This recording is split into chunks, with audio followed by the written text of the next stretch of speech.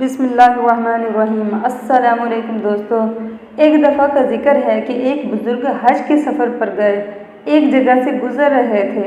ان کے ہاتھ میں ایک تھیلا تھا، اس میں ان کے پیسے تھے۔ ایک چور ان کے ہاتھ سے وہ تھیلا چھین کر بھاگ گیا۔ کافی دور جا کر اس کی آنکھوں کی بینائی اچانک چلی گئی۔ اس چور نے رونا شروع کر دیا۔ لوگوں نے پوچھا، بھائی کیا ہوا؟ کہنے لگا، میں نے ایک آدمی کا تھیلا چھینا ہے، وہ کوئی بڑا مقرب بندہ لگتا ہے۔ اچانک میری آنکھوں کی بینائی چلی گئی ہے۔ خدا کے لیے مجھے اس کے پاس پہنچاؤ تاکہ میں اس سے معافی مانگ سکوں۔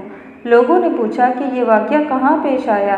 کہنے لگا کہ فلاں حجام کی دکان کے قریب پیش آیا۔ لوگ اس کو اس دکان کے پاس لے کر آئے اور حجام سے پوچھا کہ اس طرح کا آدمی یہاں سے گزرا ہے، آپ اسے جانتے ہو؟ اس نے کہا، مجھے اس کے گھر کا تو پتہ نہیں، البتہ نمازوں کے لیے وہ آتے جاتے ہیں، اس گلی سے گزرتے ہیں۔ یہ لوگ انتظار میں بیٹھے ہوئے تھے کہ اچانک وہ بزرگ آ گیا۔ جب وہ پاس سے گزرا تو سب نے اس چور کو اس کے پاس لے کے گئے۔ اس چور نے جا کر ان کے ہاتھ پاؤں پکڑ لیے اور معافی مانگنے لگا۔ کہنے لگا کہ مجھے معاف کر دیجیے، میں نے آپ کا تھیلا چھینا ہے اور اللہ تعالیٰ نے میری بینائی چھین لی ہے۔ تو بزرگ آدمی کہنے لگا، میں نے تو اسی وقت معاف کر دیا تھا آپ کو۔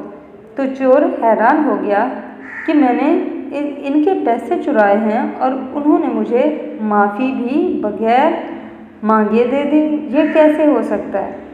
تو اس پر اس بزرگ آدمی نے فرمایا کہ ہاں، میرے دل میں کوئی بات آ گئی تھی۔ فرمانے لگے، میں نے ایک حدیث پڑھی جس میں نبی اکرم صلی اللہ علیہ وسلم نے فرمایا، قیامت کے دن جب تک میری امت کا حساب پیش کیا جائے گا تو میں اس وقت تک میزان کے قریب رہوں گا جب تک کہ میرے آخری ہستی کا فیصلہ نہیں ہو جاتا۔ میرے دل میں یہ بات آئی کہ اگر میں نے اس چور کو معاف نہ کیا تو قیامت کے دن یہ مقدمہ پیش ہوگا اور جتنی دیر میرے اس مقدمے کا فیصلہ ہونے میں لگے گا تو اللہ کے محبوب صلی اللہ علیہ وسلم کو اتنی دیر جنت سے باہر رہنا پڑے گا۔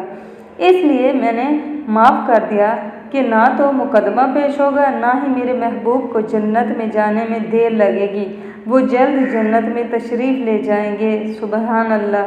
تو دوستو، اگر آپ کو یہ ویڈیو پسند آئے تو اس کو لائک کریں اور صدقہ جاریہ سمجھ کے اسے شیئر کریں۔